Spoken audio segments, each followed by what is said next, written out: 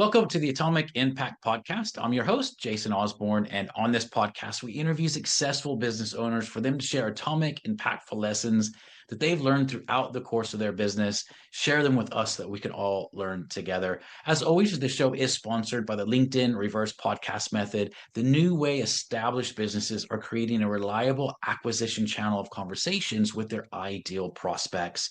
We use this method to book 26 qualified leads and sales calls in 10 days without any ad spend, outreach in the social media posting, or any of the old, ineffective traditional marketing methods that everybody hates. To find out more, direct message me on LinkedIn to have a chat. That's Jason A. Osborn. The link to that will be in the show notes below. But on today's show, our special guest is Susannah Brade-Waring. She's the owner of two companies, Aspirin Business Solutions and Motivated Performance.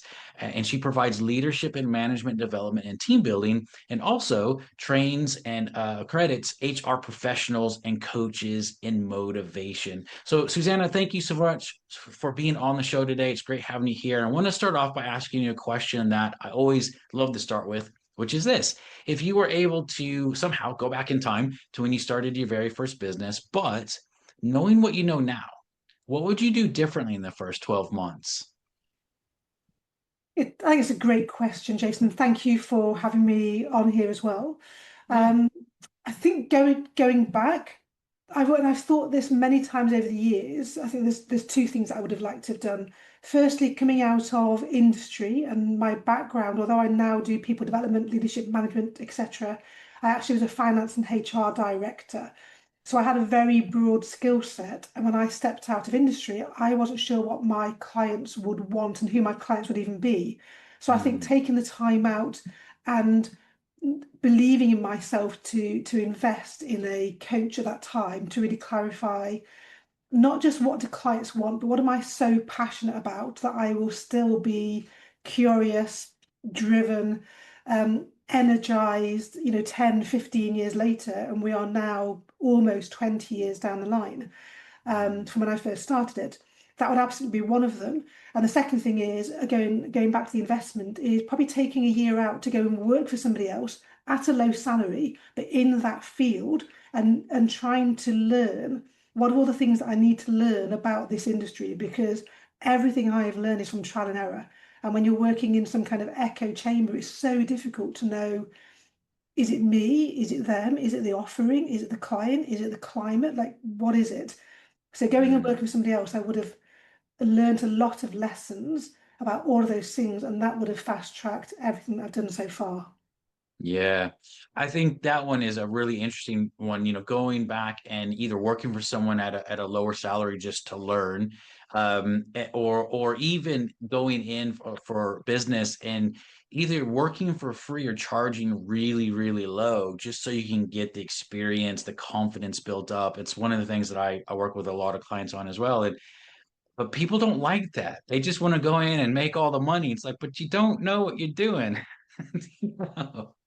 Yeah, It's such I an think it's interesting thing. there's an arrogance or confidence and arrogance is a fine line, right? But when you've got to a certain position in industry, and you have to believe your own hype, you have to have enough self-confidence to step out of that to go into your own business. So you have to have that to start off with.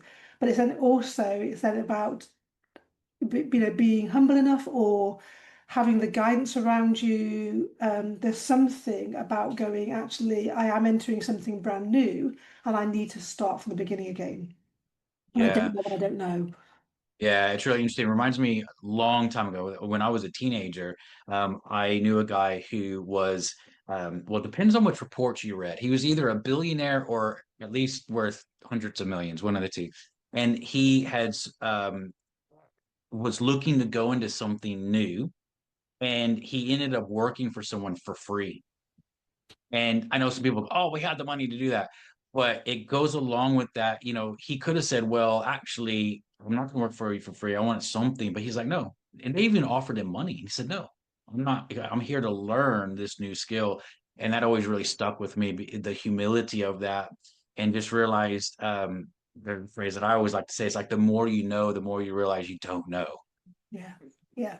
And there's So, something in terms of are you actually trading then your time for a salary which is below what you're used to, and you kind of believe that you're worth?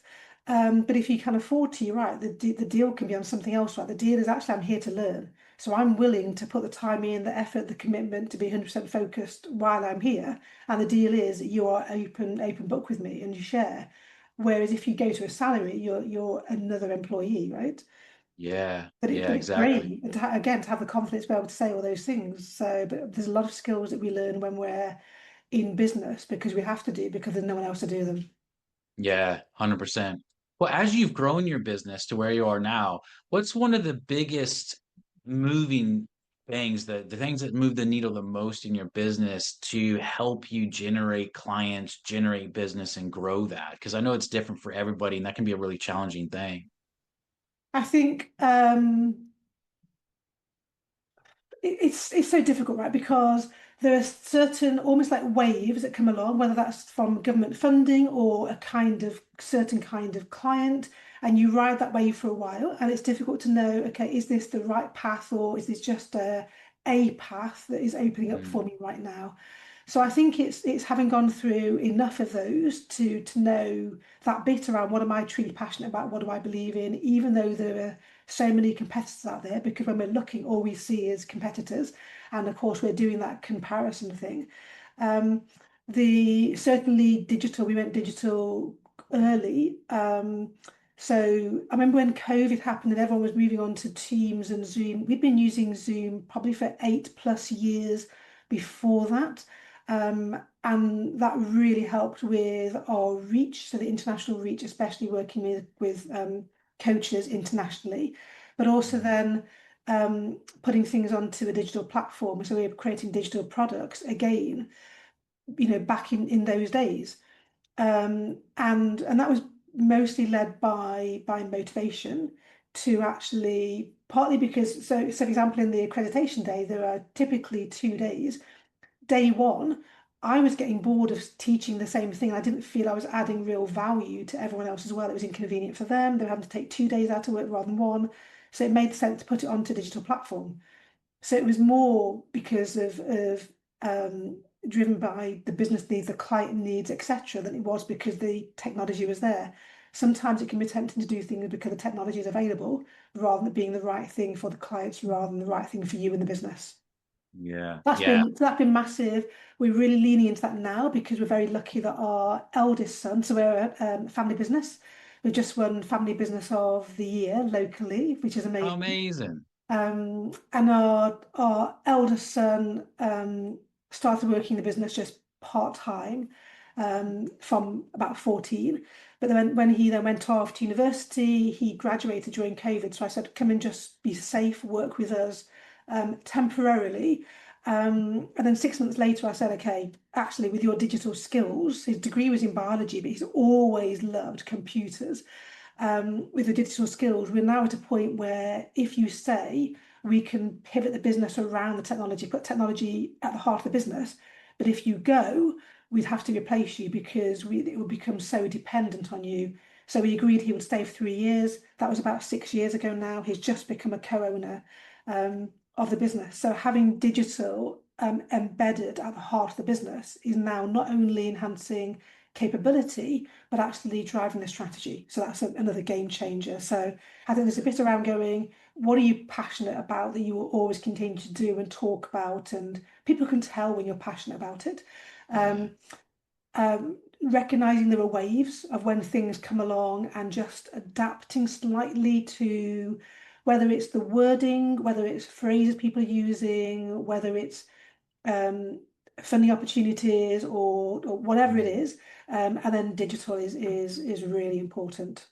Yeah, yeah, that's amazing. And massive congratulations for winning Family Business of the Year. And that's really cool about that whole thing with your son as well. So I have 3 kids, and I don't know if they'll ever work in business with me, but it's always one of those things that when you see it, it is pretty amazing to see. So that's very, Yeah. very cool. When Yeah. it works really well.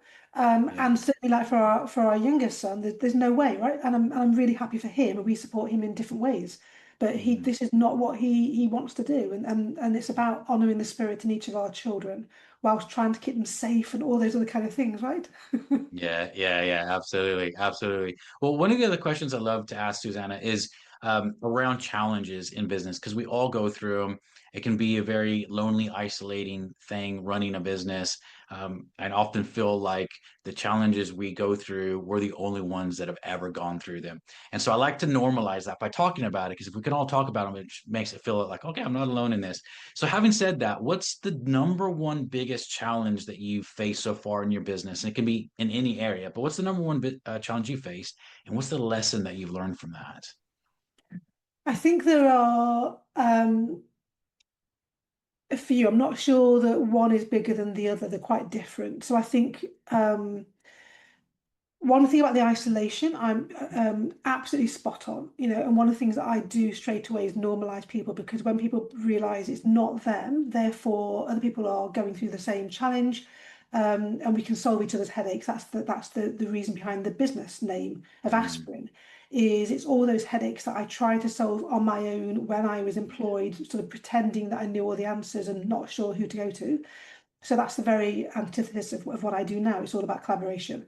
And therefore, one of the first things that I did, and more by accident than by design, is um, to create and to find people who are just business buddies that we can talk to, and therefore you can find out, is it me? What's going on out there? What's happening? That's particularly valuable during COVID when we were not sure when work like mine was going to resume in person, but we were hearing internationally, globally, literally from Europe, Australia, America, kind of actually what are you hearing, etc. That's been really helpful in overcoming some of those challenges of not having the answers.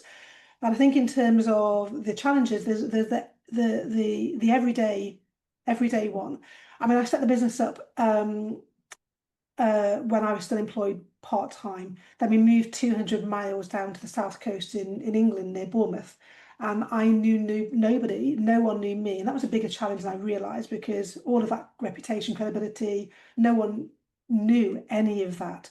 Um, and I thought, well, I'm setting up in a recession full time. It's never going to get any worse than this. And of course, it has. So with Brexit and then COVID, then inflation, everything else, so I think the challenge is just going, when it goes quiet, is going, hang on, as long as we're doing all the right things, then fundamentally we don't need to change that much. Do we need to change our day-to-day activities? Yes, but our strategy, no. So kind of stick to your knitting, keep putting one foot in front of the other, keep going, keep reaching out, double down in terms of the conversations and the relationship building and being helpful. Um, and then the other big thing, challenge has been a much more personal one, which has maybe affected us more than most businesses because we're a family business.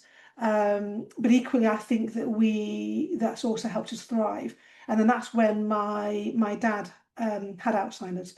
So coming out of COVID, he was diagnosed with Alzheimer's, and we had 4 years of supporting him and my mum whilst also running the business during a very difficult economic time as well. And I talk about people being in a boat, and it's a rowing boat, not a speed boat. Um, mm, Sometimes you need people to row for you when you are not able to row, and that's certainly what we did together as a family. And I had a huge amount of support externally as well, knowing that I'm not the only one, not the only one, massively helped as well.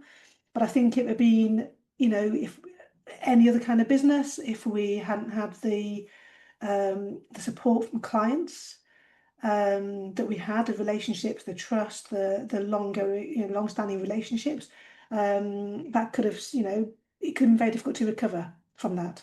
We're only a year, a year and a quarter, since he passed, so we're still kind of, but just had our best year ever last year. So who knows, right? amazing. Things just kind of bounce around, and it's just one of the things when you've been in business long enough, you just realize there are ups Yeah. and downs. Yeah. And you thank you for being open and vulnerable with that because I think it's those types of real personal things that people go, oh, okay, because we all go through them, and oftentimes when people talk about business challenges, they can mention something very, very business related, which is fair enough. We go through those as well, but it's those personal things that I think are the biggest ones, and oftentimes people don't share those, and I think it resonates with me. I've been through those. I've gone through those. You know, we're all going through elements of that, even currently. You know, so thank you. That's really amazing, just to help people out a lot with. So that's fantastic. So, Yeah, I well, think it's over. really important. I think it's really important that actually we don't just have this LinkedIn kind of Instagram type of, oh, my world is Yeah, perfect, everything's okay. I think we need to be considered in how much we share, but I believe it's also about being authentic, you know? So yeah, you don't have to go too deep, but it is about going, we're all human beings. And if we just have this facade of going, wow, this is what being business looks like, it's a lie. And therefore it's unfair for people who are starting out, unfair people who are struggling. It's unfair on society to go, this is what success looks like. No, we go mhm, through these peaks and troughs and we have to enjoy the successes when they come as well and yeah, build the relationships. That's what gets us through yeah. at the end of the day. Yeah, love it. I love it. Love it. Well, over the next 2 to 3 years of the business, what are you looking to achieve? For me, the most important thing is to keep enjoying the business. If we're enjoying the business, you know, and it's difficult sometimes with these headwinds, especially in the economy and they're affecting clients and they're maybe delaying decision making, you know, all of that kind of stuff. It's when you enjoy the business and the day-to-day process of the business, then you keep going, right? There's enough energy coming from that. You know, work can be a solace in the most difficult of times.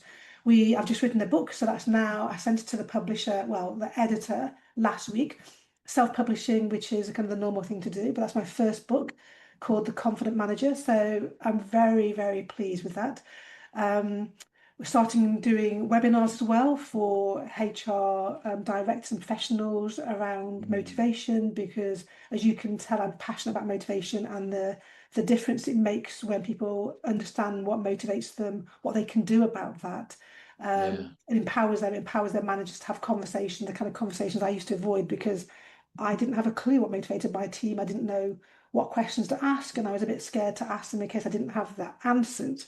You know, Mm, so that's a tool that has absolutely revolutionized what I did, and actually kind of going back to one of those things that have really made a difference. Finding, for me, finding other people's products that I really, really believe in, and then can put my spin on them, has been a game changer as well because we yeah. can't all reinvent the wheel from the beginning. We've got too many unknowns. Yeah. Yeah, absolutely. Love that. Love it. Such great goals with that. Well, for people that are looking to get in touch with you or just learn a little bit more about how you can help them, what's the best way for them to do that? The easiest way is on LinkedIn. Just, you know, look for my name, Susannah Brade-Waring, and then message me on there, connect. Yeah, and that would be amazing. Fantastic. Well, I definitely recommend everyone connecting with Susannah on LinkedIn. As you've heard today, lots of different things that she can help you out with. So, Susannah, thank you so much for being on the show, taking the time out today. Again, just being open and vulnerable and honest with your journey. I know that will help out many people. So, thank you so much for being on the show. And as a reminder to everyone listening, this show is sponsored by the LinkedIn Reverse Podcast Method. The new way established businesses are creating a reliable acquisition channel of conversations with their ideal prospects that doesn't rely on any of the old, ineffective traditional marketing methods that everybody hates. To find out more, direct message me on LinkedIn to have a chat. That's Jason A. Osborn. The link to that will be in the show notes below. And until next episode, stay inspired.